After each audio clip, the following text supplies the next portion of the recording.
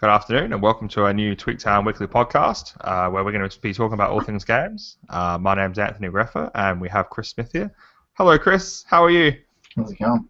Pretty good. I do have this 1080p webcam set up now, the Logitech one, and it's absolutely ridiculously smooth. Like, the autofocusing is crazy and stuff like that. We'll probably talk about that a bit more in our tech podcast, however, but yeah, get used to the quality from now on. It's great. Let's do this. So we are going to be talking about a bunch of subjects today. We're going to start off with the news of an Xbox One VR headset. So we don't know if Microsoft are going to be unveiling a virtual reality headset that's going to be branded under the Xbox brand. But it could be released as the Xbox One VR, or it could just be Xbox VR, or it could be a completely different name. It might fall under its own brand like Surface does, and then you got obviously Xbox and Office and Windows. It might come under a completely different name. But a few developers have confirmed that they're working on content and stuff behind the scenes for Microsoft's VR headset, and that it's going to compete directly against the Sony version of the Oculus Rift or a VR headset, Project Morpheus. We don't really know much about Project Morpheus. Oculus has been really transparent with their technology for the Rift, but Sony has been pretty clouded. No one really knows what Sony's doing, but we just know that it's going to be releasing a VR headset sometime next year for the PlayStation 4. But now we know that Microsoft's going to be doing something for the Xbox One. What do you think, Chris? You said your girlfriend's an Xbox fan. Do you see someone like her picking up a VR headset for the Xbox? I think in the end it comes down just to price, to be honest. Like once you see these things getting sub, say 150 Australian, or maybe sub 150 US, which will probably be about 180, 190 in Australia. That's when you'll see people start to pick it up. But VR news is going absolutely crazy. Got Samsung VR. I've read some reviews of that as well, which have been very positive. Besides the really annoying fact you need to actually use a node to actually put it inside the VR headset to make it work, which is a silly idea in my opinion. But yeah, it looks pretty interesting, but I reckon, honestly, it just comes down a lot to price because, what's the biggest thing that people talk about when they buy a console? Not necessarily the ability to play with their mates like on a TV, but the price of a console. So if you're going to be, releasing a VR headset for, say, $499 or something like that, which is very likely it'll come out that kind of price at the start, are people really going to pay double the price of their console just to get a headset to plug in? I'm not sure. And it depends on the performance as well. Like Oculus have said themselves, you're going to need a pretty beefy PC to run these games at VR or in VR because you're going to be looking at, say, Project Morpheus, and I'm guessing the Xbox One VR headset will run at 1080p, so 1920 by 1080. And to do it in VR without you feeling sick, you're going to need like 75 frames a second or more to have the refresh rate, obviously 75 FPS. And the Xbox One isn't capable of that. It can't even render good-looking, not great, good-looking games at 720p. So even if they do release an Xbox One VR headset, what's it gonna need? Is it gonna need a module that plugs into the Xbox? Is it gonna have its own? Is it gonna be, maybe Microsoft will release like a standalone device that will have the rendering done in the cloud and then be blasted down to your Xbox One to do a bit of the processing and then just off to the VR headset. If they can do something like that, I think it will work. But like you said, it's the price. If these things come out at $499, it's not going to sell. Microsoft are going to have to make a loss. They're going to have to sell it at maybe $199 or $249 or $299 to even compete. Because who's going to be buying an Xbox One VR headset when the Oculus Rift will blow it away? We know, you don't really even need to know about the VR stuff to know that the Oculus Rift is going to blow everyone else away. It's going to be everyone else pretending to be as good as Oculus. So it means that there's going to be a huge disparity. Like Oculus is going to be like gaming on a top-end PC versus playing on a Game Boy. Well, that's the big difference it's going to be because the Xbox and PlayStation don't have the hardware. They don't have the horsepower for it. Yeah, pretty simple enough, I reckon. I wonder if they're going to make the ability for some of the processing to be completed within the headset. The first thing I was thinking is, those laptop extender graphics cards things like the Alienware make and some other companies like that, how you can plug 3 or 4 extra like SLI, tri-SLI graphics cards into your laptop. I wonder if they're going to release something like that for your Xbox. Well, that's what I'm saying. I can imagine a $150 upgrade package or something they could sell, and it's another way for them to make extra money. But for people who want to the way that I see games, it, if they wanted to do it and maybe secure their customer base, like what they could do is, like I said before, like maybe do it in the cloud, do all the processing in the cloud, and then push so you could render something that runs at 1080p or say 1080p at say 75 FPS. We'll just say that's 1080p 75. They could render that on the cloud and then push that down your internet pipe to your Xbox. So push it heavily compressed, and then you're just reading the files on your Xbox, and then just pushing out the display to your VR headset. If they did something like that, the rendering device becomes the VR headset, and then you're just doing a bit of the horsepower stuff on the Xbox, but everything else is being done on the cloud. So then you could offer consumers, like, if you're on the go, you could be playing VR. If you're on a plane, you can be playing VR. You don't need to have your Xbox. Then they could start tying in their ecosystem. They could say, okay, if you buy a Windows phone, we'll have a Windows Phone version of the VR stuff. Like, it's exciting to see Microsoft finally get into VR, but then you've also got to ask, how much investment are they doing? Is it just going to be dumping out in the market and hope that it works, or are they actually putting a lot of time and effort into it? Because if the Xbox, you think they put as much time and effort into it as possible, but look how problematic the Xbox One launch was, and not just the hardware. Look at all the software. All these games that are launching these days, they're full of holes, problems. Activision, Ubisoft have been going through hell lately. A lot of developers have been going through hell. I just don't see Microsoft pulling VR off. Call of Duty DLC. For fans of Bill Paxton, Chris has no idea who he is because he has never seen Aliens or probably even Terminator, or probably doesn't even know what The Matrix is. So Call of Duty's latest DLC, Advanced Warfare. It's come out. What is it called? I think it's Exo Zombies. They've actually got as exoskeleton kind of zombies in the game, which is a nice twist. It's cool for the holidays. But they've received some wicked voice talent. So we've got John Bernthal, who was in the first season of The Walking Dead. John Malkovich, which should someone that you know. Bill Paxton and Rose McGowan. Rose McGowan is probably most known for maybe Scream. She was also in Charmed, the Witch Sisters.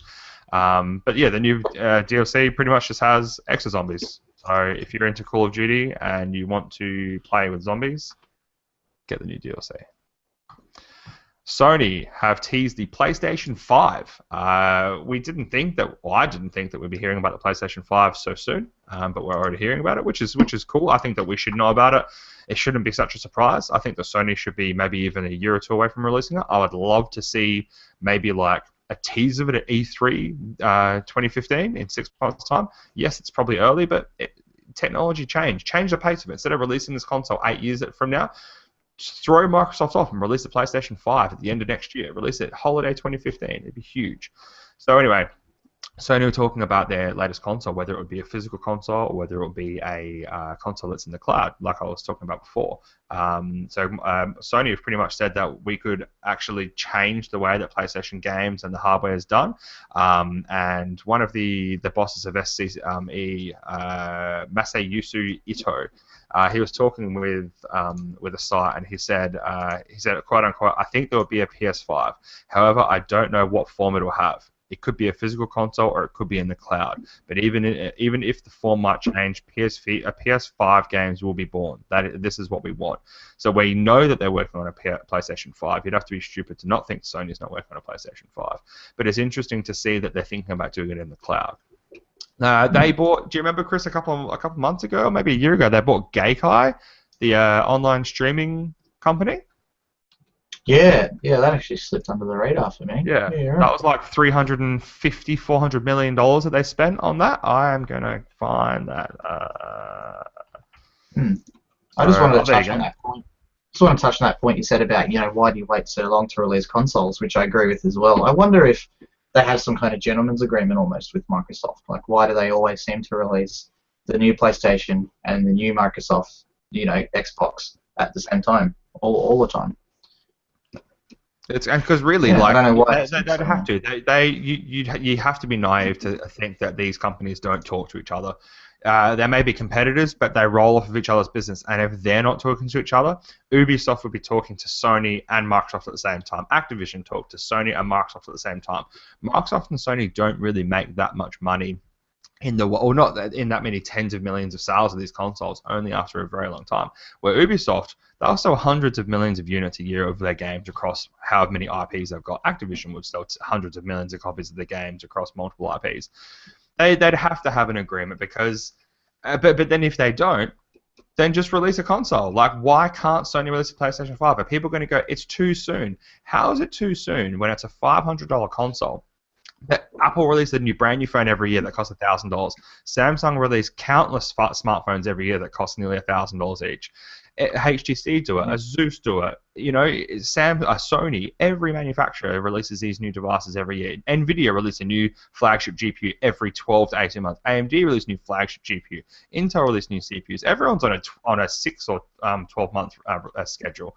Why can't the console makers do it? Why can't we have a PlayStation 5 at the end of next year? Still 2 years from the launch of the PS4. Yeah, do you wait? Do most people wait, 5 to 6 years to upgrade your PC as well? It's exactly the same thing. Well, maybe the people that didn't buy the PlayStation 4 will buy a PlayStation 5. Maybe the people that have already got a PlayStation 4 are actually thirsty for an upgrade because they're pissed off that these consoles can't do 1080p, so maybe they'll buy a PlayStation 5. Because think about it. By the end of next year, 4K is going to be here in droves. I love 4K. I haven't bought a 4K TV yet, but I'm probably buy one in the next couple of months. But I've got 4K desktop monitors. I've got a 3K laptop. I've got 4K or 2.7K on one of my phones. I love high res. I don't see why Sony can't release a PlayStation 5. They could if they really wanted to. We have the article about Sony acquiring the cloud-based gaming firm. So there it was. We reported about it July 2, 2012. So Sony have had them for nearly 2 years now. So you can see here that they've actually got it. So they really could do something with that. They could show to everyone that they can do a PlayStation 5 in the cloud, but we don't know when that's going to happen. I would love to see it happen, and I think that is the future. But the biggest hurdle of that is internet access. Not everyone has great internet access. Not everyone can stream an entire game off the cloud, but maybe they could use the PlayStation 5 as the decrypting device and use the cloud as the encrypting device, and you still download, say, 20 or 30 gig of the game's assets onto your computer or onto your PlayStation 5, and then stream the rendering. So you're just accessing the files on the local PlayStation 5, but the rendering work is done on the cloud. Who knows? Yeah, Blizzard do something similar through their Battle.net launcher as well. All of their games have a playable and an optimal level, and you can download to your playable, say World of Warcraft, for example, because I've got a peasant Australian ADSL2 connection. So I downloaded to playable level, and then I was able to run around the starting areas easy enough while it downloaded the HD textures for me as I went along. Well, have you done that with Ubisoft's Uplay, with Ubisoft's Uplay? Honestly, I can't remember the last time I had a Ubisoft game. Okay, so I get codes given to me from Nvidia for the latest Ubisoft games for me to benchmark and test, and they give them to me into my Uplay. Or I get a code from my Uplay account, and it's really cool. Like, you can actually download a game like Assassin's Creed Unity or The Crew. I tested it with The Crew, and you might have like 100% that it needs to download, and once it gets to like 20%, it'll tell you when it's playable. So once it's downloaded 20%, you can actually go into the game and start playing it, because obviously the way they've written the game is that the first 20% is the first 20% of the game, and then after that it's downloading more. So before you've even got, or when I've gotten to 20%, I can start playing the game, and it just downloads it in the background. It's cool. That's the future. That kind of stuff. Like, Valve will do that. They'll go next gen with their Steam boxes and stuff, and they'll start pushing that. Yep, that's right. It's almost episodic. Imagine if you could pick, say, Half-Life 2 or Half-Life 3 from when it ever comes out, and you could pick, download the first 3 scenes, and then you can download the 4th and the 5th scene. Even if you pay for it, it can be like the Telltale episodic games. Yeah. Well, because people with that don't have much hard drive space, you might have a gaming laptop with only 120 or 240 gig SSD. Imagine if, like you said, if it was episodic, so you could go, okay, there's 20 chapters in Half-Life 3. I'm going to download the first 3. Then say you download say halfway, and then you don't play it for a couple of months, and then you go back and it's like, well, now I've got all this space, maybe 20 gig. I'll delete all those chapters and I'll download chapter 10, 11, and 12, and now I've only got a 3 gig folder for Half-Life 3. It'd be revolutionary for people. Like, maybe you want to play a game and you don't want to play it all. Maybe you just want to play the first couple of levels as a demo. Then they could sell you those couple of levels. Let's say a game comes out with 20 levels, and then you buy the first 2 or 3 for maybe $2 each. That's great. As it's an incentive. I can spend $2 on like a demo, but I'm still buying the demo instead of having the demo given to me for free. Yeah, it's good. It's good to get buyer satisfaction as well. Like people who spend $109 in Australia, on a game like Call of Duty, and then play the first 3 levels and go, "This is crap. What a waste of money." Imagine if they could pay $20 for the first 3 levels Yeah. and then go from there. I'd probably do that. I'd start buying games if that happened. Yeah. But yeah, in the news of buying things, so we've got a couple of articles here about Notch, the old Minecraft man.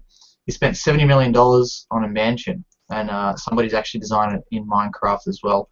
It's interesting news that's come up here as well. So it reads at the top here: Marcus Notch person, the creator of Minecraft, has spent $70 million on the most expensive house in Beverly Hills. So this is the guy who's recently sold off his empire of Minecraft to the guys that are known as Microsoft. And there's a few nice pictures here, and obviously someone's taken the time to develop the whole mansion in Minecraft, as the Minecraft people do. But some of the interesting things I wanted to cover about this topic, which are, not absolutely perfectly relatable, but are still on the same topic, is the whole Notch.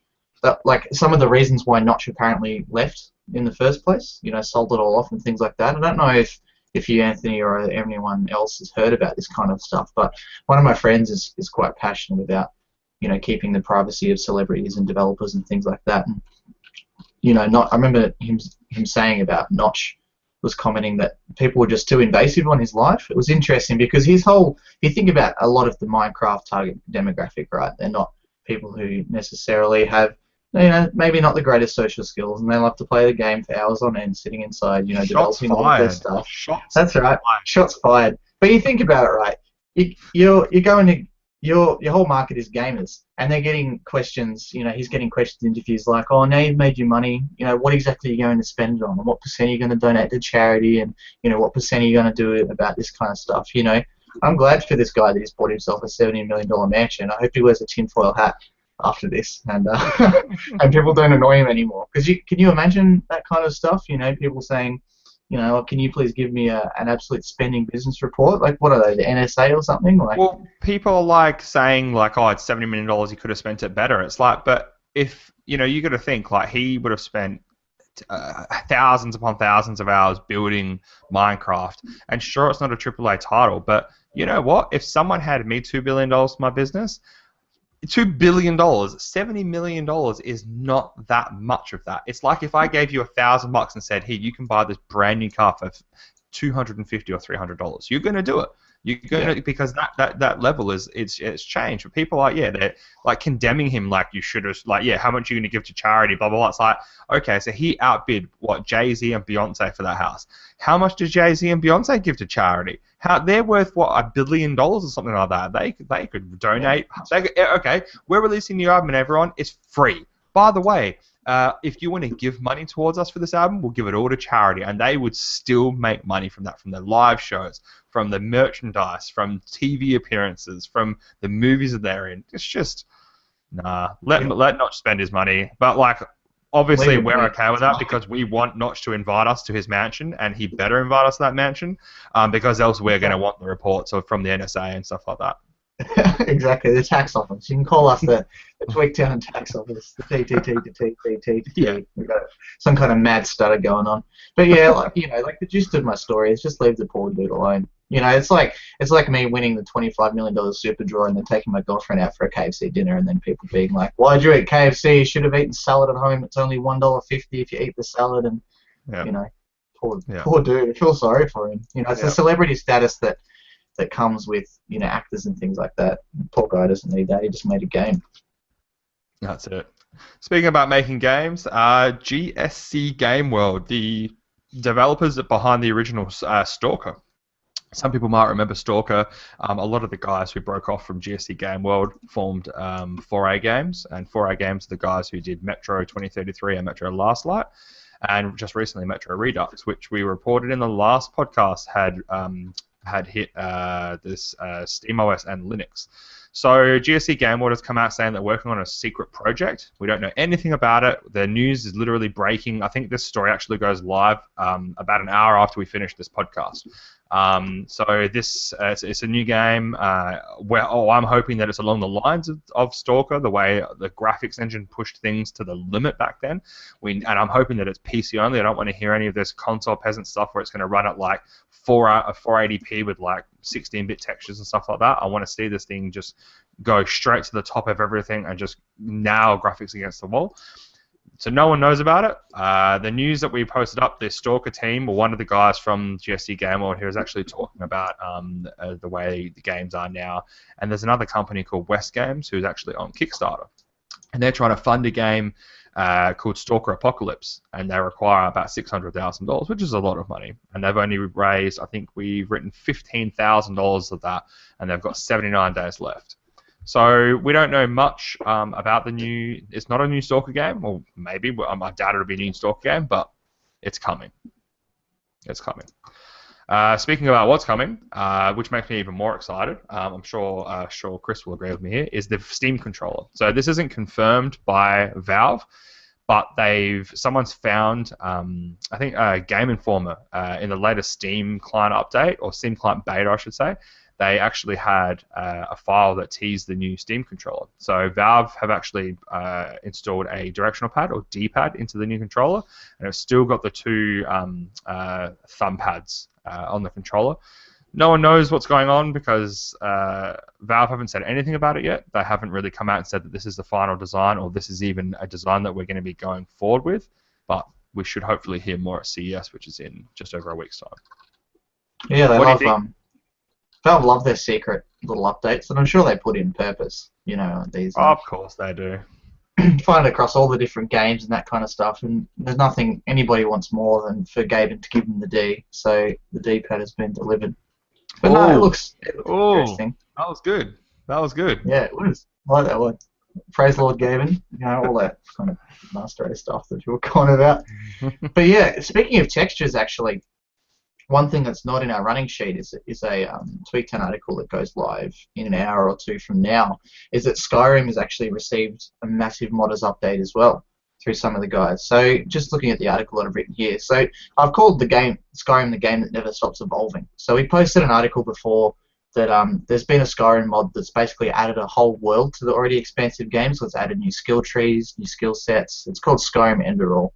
It's got new places, new worlds. It's got absolutely everything. It's ridiculous. But this one has basically re-released the game with new missions, just trying to find the list here. So 4K textures, bug fixes, improved lighting, updated models, and new characters. It's just absolutely ridiculous. But for those of you guys who are watching live, we'll be able to open up in about an hour on our Facebook. It'll go live on our Facebook at the same time as our website. But, you know, like you were saying before, Anthony, 4K is just the thing of the future. These screenshots look absolutely ridiculous just looking through it here at the moment. And, you know, Skyrim was released in 2011. You know, why can't... Like, game developers don't even put this much effort. Unless they're Valve, you know, game developers don't seem to put this much effort into their games whatsoever. So, it's crazy. I think it was a good way of you explaining it. You said Skyrim's the game that never stops evolving. It's true. Like, look at I actually personally, I only played Skyrim for maybe half an hour. I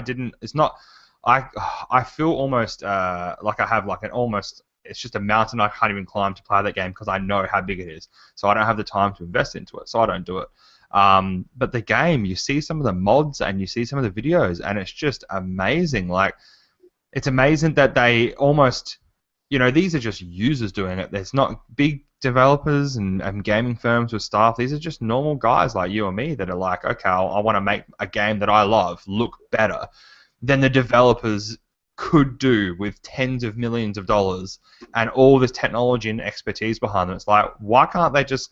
Like, if I was Bethesda, I would be saying to these modders, come work for us. Come work for us. Like, some of the stuff that they do is amazing.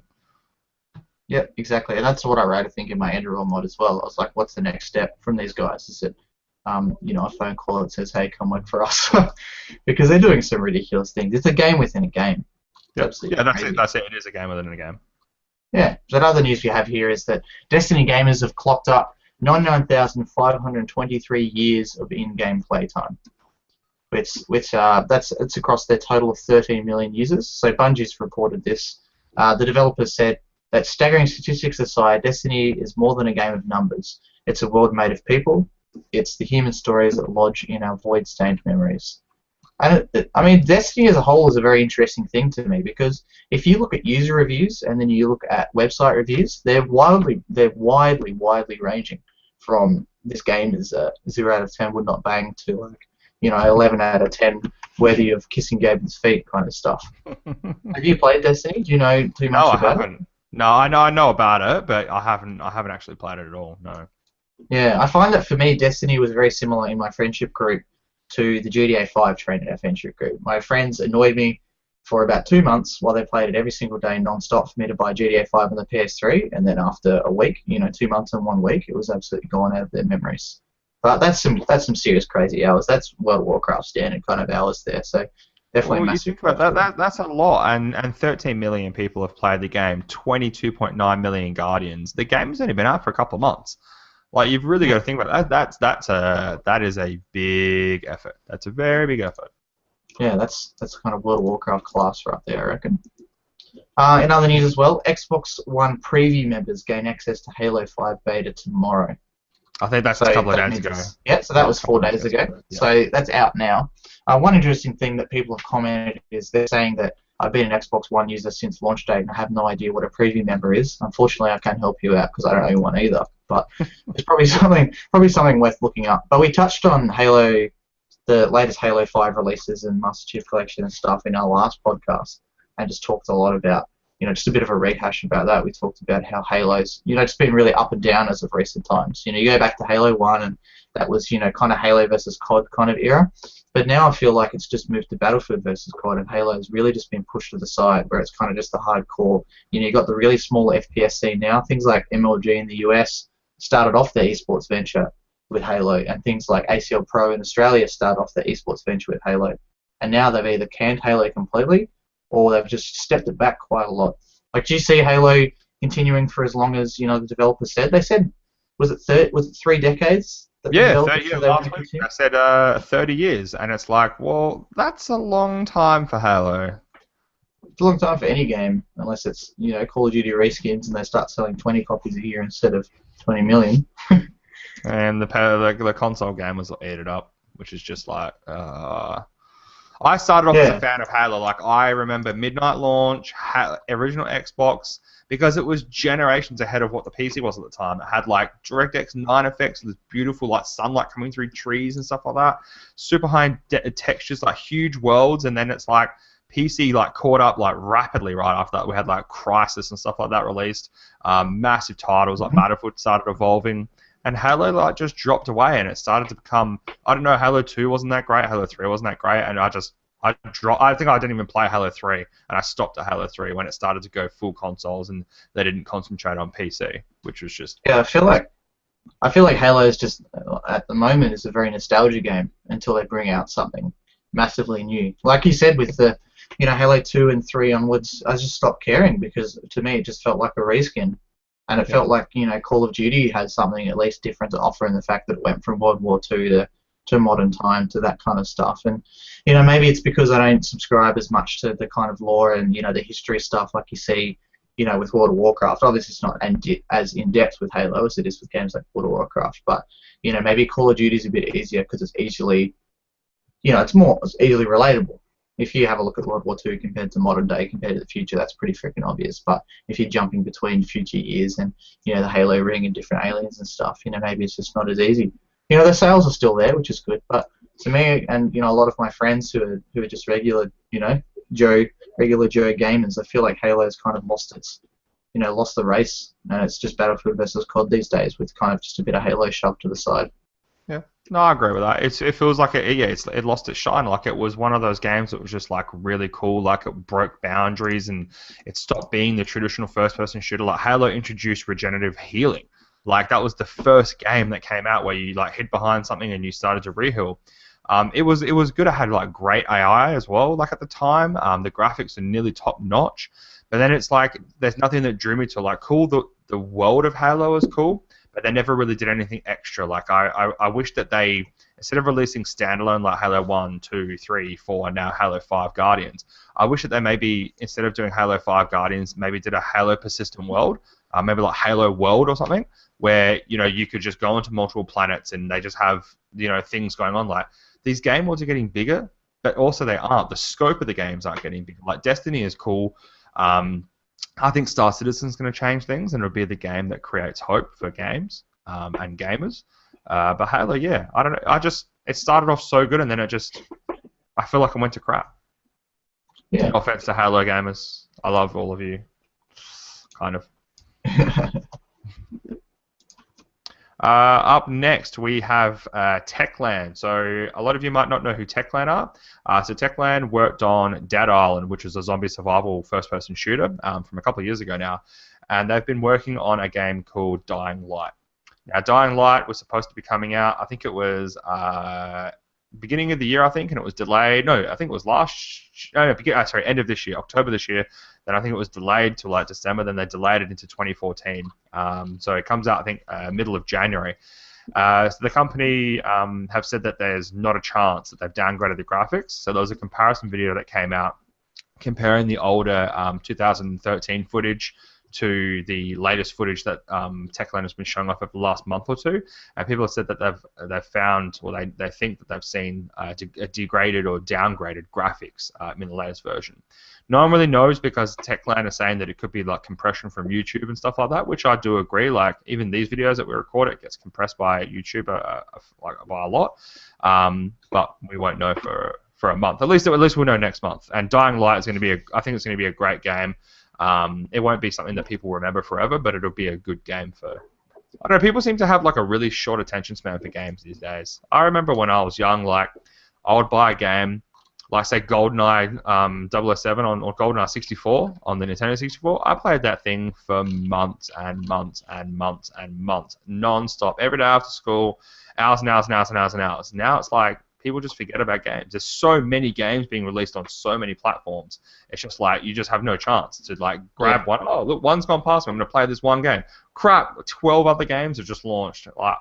And these games like sometimes between 5 and 50 hours of gameplay. It's too much sometimes. Yeah, I feel like it's like the ADD generation almost. Like they're just releasing, they're releasing games that don't have too much depth into them that they can just pass for $100 retail, in Australia, or say, like 40 to 60 in the States, and they can rip them out, and then you can finish the game and you can move on to the next one, the next one, the next one. Because, touching on the downgraded footage and downgraded graphics and stuff, I think the first ever iteration I can think of about that is actually Battlefield 2.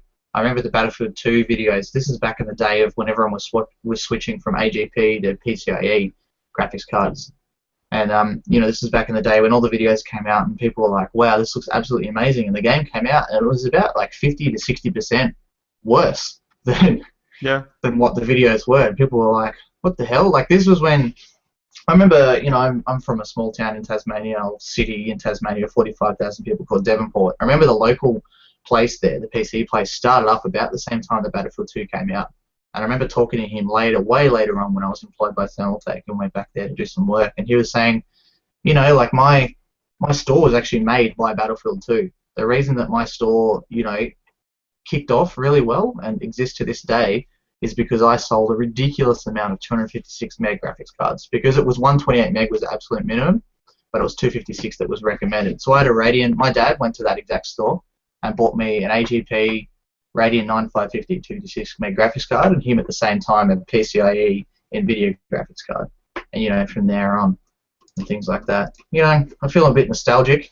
Do miss those days, but it was like you said, I sunk 1,300 hours into Battlefield 2. But I'm someone who still likes to play games a lot. All I play these days is WoW, do my garrisons, basically Farmville, and play a bit of CS:GO when people annoy me enough and I give up and go play with my mates, or play a lot of Dota and stuff as well. I don't like investing my time into 400 different games because I like to look into the game deeply and learn about all the little tidbits and stuff. Or as far as WoW's concerned, it's kind of a stress relief for me. Had a hard day in the office, jump on WoW, run around and just spin to win, kill some things for fun. But now I feel like it's just game. Yeah, and it feels like it's actually like a chore. You're having to like do these achievements to unlock something to get somewhere, and it's like, well, that's not fair. Like that's what I was saying before. Like I really wish that games had persistent worlds where I want gaming to get to the point where I don't care what I have to spend on my PC. I want to play it. I want to get to the point where they can offer me Pixar level graphics or cinema quality graphics, and I need a $10,000 PC, because eventually that $10,000 PC will be $2,000, and then eventually that $2,000 PC will be an SoC and a mobile phone. If you aim that high, aim as high as you can, and then make these persistent worlds. Like, I want to be able to play a game where it's not like the next year there's a new game that's out. I look at World of Warcraft. How much money have Blizzard made off that game since release? Billions of dollars. Like, what were they making sometimes a month? Like $200 million a month. You're doing that every month for 12 months. That's $1 billion just there. Like, that's $2 billion just there. That's an insane amount of money. I don't understand why they can't have a persistent world for Battlefield. Like, don't release Battlefield 5 or Battlefield 6. Just release Battlefield Online and upgrade the graphics of Battlefield Online 2014, and then you look at Battlefield Online in 2016, and they just call that the version 2016 or version 2.0 or whatever. Just keep it the same name, but just evolve the game. That'd just be amazing. Like, you could make a world like, okay, I'm an engineer and I blow up a wall, but then why can't, so you have a city that's rendered, why can't you blow up a hole in that wall? And then obviously it's a persistent world, so that wall would stay blown up, but maybe the town gets rebuilt, and maybe instead of farming in World of Warcraft, you have people like workers, engineers that would be able to go up to a wall and like you just spend like 1 minute there and it just rebuilds the wall and you plaster it back up and put bricks up. They could do something like that, and yes, it might sound boring. Have you played half of these games lately? The first 75% of the game is learning how to play it. Then all the tutorials disappear, and you get to play the game, and then the game's over. It's like, what? I just spent 10, 12 hours learning how to play the game, and now I've got all the weapons, and the game's nearly finished. And everyone's favourite games these days are Minecraft and Farming Simulator. So yes, yeah, exactly. Truck driving simulator and. Yeah, finish your job so you can go do another job simulating a job. Oh, okay. And that's like gameception of how many levels you're going into a game. That's what it's like every day when I log into WoW and do my garrisons, and I run into the mine and I spend, about 3 minutes mining. And I thought, I did that this morning. I thought to myself, what the hell am I doing with my life? I'm going to mine. When am I going to move to Perth, WA, and start working in the mines there? I may as well. Could you imagine that? Like you apply for a job down at the mines and like, do you have any prior experience? Yeah, I do. It's in game called World of Warcraft. I mine there all the time. Yeah, I hold shift and right click and it does it for me. Are you used to 12-hour shifts, Chris? Yeah, I've actually done 24-hour raids. Like, I've been there 24 hours straight. I'm a good employee. Exactly. So just wrapping up one of the final stories here as well. So Capcom has announced Street Fighter V is being built with Unreal Engine 4. I got a couple of screenshots in here as well. This news was written by the one and only Anthony just 3 days ago now. So just the release here from one of the producers of Capcom. He said, "Our goal with the next generation of Street Fighter is to take our beloved fighting game franchise and bring it to our fans in the best way possible. In order to deliver on that promise, we know we have to incorporate the latest and greatest technology available." So that's just a cutout of what he said. So this is an interesting change for Street Fighter and stuff, because personally I felt like these fighting games have never been so much about about the graphics updates necessarily. Like, they've all had graphics updates, but for me, it's always been a little bit confusing as to what exactly they're focusing on improving. Battlefield, for example, they focused on when Bad Company 2 came out on the Frostbite engine, they focused on, alright, destructible terrains. We've made something different. Things are going to explode. The Battlefield's going to change. Call of Duty, they've added new features. They've added online stuff. They've added their specific perks and things with COD 4. But, as far as these fighting games go, if you produce to me Street Fighter 1 and Street Fighter 4, like, I couldn't necessarily tell you what the major differences are besides, maybe a couple of different characters and, a couple of different moves and stuff. So this is good that they're coming out and saying, this is our purpose, this is exactly what we're going to do. Because from then on, it'll make, the average Joe player like me maybe take notice and then think about upgrading to the latest kind of versions. Because as it stands, like, I'm absolutely stumped as to, what the changes are between the Street Fighter versions. Well, that's why I'm really excited. Like, Unreal Engine 4 is incredible. Like, it's an incredible looking engine. I'm looking forward to seeing what they do. Like, I want to see them go somewhere different. Like, maybe not just release a standard cookie cutter kind of like Street Fighter game. Like, I want to see you be able to throw someone through a wall and have every single individual brick fall on the ground, and not just disappear into the ground instantly, but stay there. So you're fighting over rubble. So if you're on rubble and you go to stand over it, your character will trip. They're not just this perfect fighter machine that is a perfect fighter machine. Then they take one additional hit and they're like, oh, now I'm a little bit less. Like, why can't I just pick the brick up off the ground and throw it at someone and like, oh, there's a knife on the table, like we're in a kitchen, we burst into a kitchen, and I can push someone up against like the flames, or like grab a knife and try to like stab them. Why can't I do like contextual stuff like that where it's like so on the fly versus this pre-baked fighting game? Mm-hmm. Yeah, it's real life Cronulla riots right there. Oh yeah. So in our last article here, so we have Rockstar has added snowball fights and ugly sweater parties to GTA Online. And so they've announced their festival. So they can have a look at all the beautiful photos. That's right. I can't get over that gingerbread man face. I love it. So Rockstar have announced their festive surprise for GTA Online, a new update which adds snowball fights, Christmas sweaters, and much more. So they've added a bunch of things. Once again, like I said, I think Rockstar are turning me into a fanboy. Like, I don't even play GTA 5 anymore. I played it for a little bit on the PS3, and the load times made me want to sell my console and get a PC, which I already have anyway, or get a PC version of GTA 5 would be even better. But, like I said, I think GTA wins again. This is a very Valve-esque thing to do as well. Every single time that something happens, Valve releases updates for CSGO, so whether it's Christmas time, whether it's Easter time, or whether it's Counter-Strike's birthday and stuff, Valve will release a little patch that, for their birthday, they gave chickens party hats for 2 weeks, and every time the bomb exploded, it was like the sound of like those little party buzzers blowing, and there were balloons that like raised out of the stuff. Like, it's just something really cool that they add on that would have taken them, say 10 hours coding time, if that. So it's no skin off their nose to do, but definitely a really good add-on. Well, I think it's good to see like you said, it's good to see Valve doing Rockstar doing like a Valve kind of thing where they're changing the games, not a lot, but just a little bit to make it festive. Like, I really want to see this more, like maybe during other holidays, like during Easter or during summer, like have them walk around in shorts, or during winter have them walk around in like big jackets, and just during events like Halloween. It's good to see games being released and then them changing them on the fly like this. It's just all of a sudden, here's the festive pack. Here you go, guys. Yep, yeah, it's definitely good. I think for Halloween, Valve did masks for CSGO. I'm gonna have to look that up to be exactly sure, but I'm pretty sure you get like a pig mask on or something like that. I think they did that as well. They did that to Team Fortress 2 as well.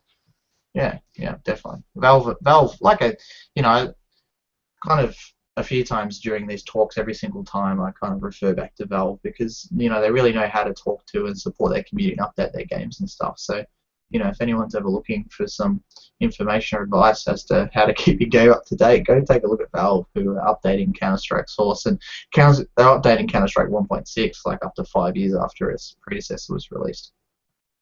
Well, I think they're just the gold standard. Everyone knows Valve is like the godfather, or at least Gabe Newell's the godfather of gaming, because they really are.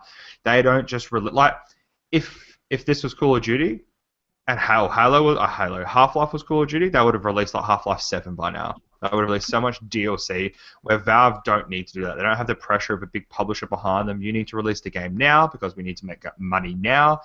We want to continuously make money. Valve, they don't just want to make money. They want to make gamers happy, and that's what you want. Like, I'm sick of all these games that get released, and look at all the games that are released this year. Probably out of 100 games, 80 or 90 of them, easily 80 or 90 of them, would have had problems at launch. Like, even a lot of these games still don't work. Grand Theft Auto, Halo Master Chief Collection, Destiny was broken, The Crew was broken, or it still was having problems.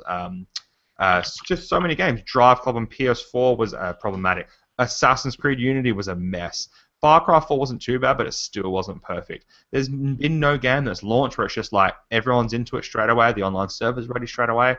Where Valve, they're just like the masterclass. Like, if you are a game developer and you aim to be anyone, you aim to be Valve. But Valve don't get any real it's almost like they get respect behind the scenes by the PC, like the PC Master Race people like us, but it's almost like they don't at the same time. Like, other developers don't really talk about Valve. You don't really hear them like discussing another company. Yeah, they're a bit off the side. And I feel like Blizzard are kind of close to Valve in the way, like they're kind of like the adopted brother in the fact that Valve or Blizzard release a game, it's going to be good. Like, I think even my I got that quote from my dad actually, who used to play. He stopped at Warcraft 3. That was the last Blizzard game he ever played. And I remember he introduced me to Warcraft 1 on a 14.4 dial-up connection. I used to play over the internet with someone in New South Wales and stuff. But from his quote, it's you know that if Blizzard release a game, it's going to be good. Like if Blizzard ever released a game that you've just gone up 0 out of 10, it's absolutely pathetic. Sure, Diablo 3 died off quickly and didn't work perfectly on release, but when Valve release Half-Life 3, do you really think that the reviews are going to be 1 out of 10, no matter how bad the game is? I think that game is going to be like 95% or above. It's going to be 95% or above. I would be shocked to see anything with 80% or 8 out of 10. Yeah. I'll be legitimately shocked. That's right, unless it's like someone playing on like a PS3. I think it's going to be. I think Valve will be very careful. They can't release it. I reckon that they'll release it onto Steambox as a launch title, as a game to just be like, F you to the consoles, buy us, buy Valve, we will support you. You can still play all the other games, but by the way, here's Half-Life 3, and by the way, it's the best game ever made. Yeah, that's right. Gabe will read you a bedtime story every night if you buy Half-Life 3 in a Steambox. Confirmed. I think we pretty much have just confirmed Half-Life 3. You heard it here first at TweakTown, so thank you for tuning in. Yeah, no problem. But yes, thank you for tuning in.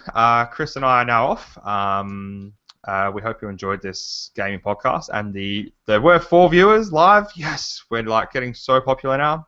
There were 3 viewers just then, and one's just dropped out. So whoever you were, I hope you have a bad day. And the other 2 viewers that are there, goodbye, and we love you. See you guys later.